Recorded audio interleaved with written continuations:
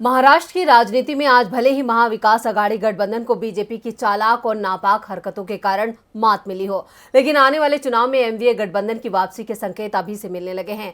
BJP और शिंदे के खिलाफ अभी से एमवीए ने बिसात बिछानी शुरू कर दी है और इस रणनीति को आगे बढ़ा रहे हैं एनसीपी चीफ शरद पवार। तो क्या है 2024 को लेकर शरद पवार का प्लान, देखते हैं ये रिपोर्ट। महाराष्ट्र में चले सियासी ड्रामे के बाद उद्धव ठाकरे के नेतृत्व वाली महाविकास अघाड़ी की सरकार गिर गई और एकनाथ शिंदे ने बीजेपी की मदद से सरकार बना ली। इसी बीच अब राजनीतिक जानकार ये कयास लगा रहे हैं कि महाविकास अघाड़ी में शामिल पार्टियों का भविष्य किस तरफ जाएगा। इसी बीच राष्ट्रवादी कांग्रेस पार्टी सुप्रीमो शरद पवार ने कहा है कि मेरी इच्छा है कि महाविकास अघाड़ी गठबंधन 2024 विधानसभा चुनाव एक साथ मिलकर लड़े।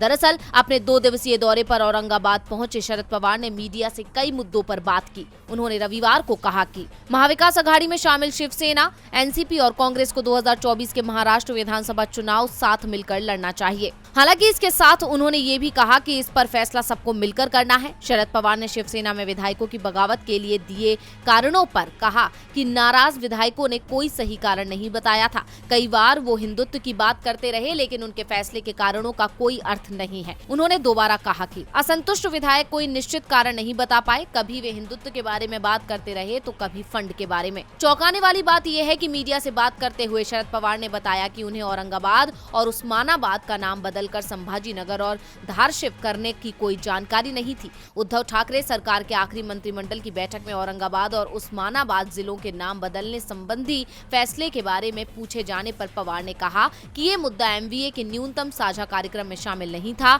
और फैसला किए जाने के बाद ही उन्हें इसकी जानकारी मिली। गोवा में कुछ कांग्रेस विधायकों के पाला बदलने को लेकर लगाए जा रहे कयासों पर पवार ने कहा कि कैसे कोई भूल सकता है जो कर्नाटक, मध्य प्रदेश और महाराष्ट्र में हुआ।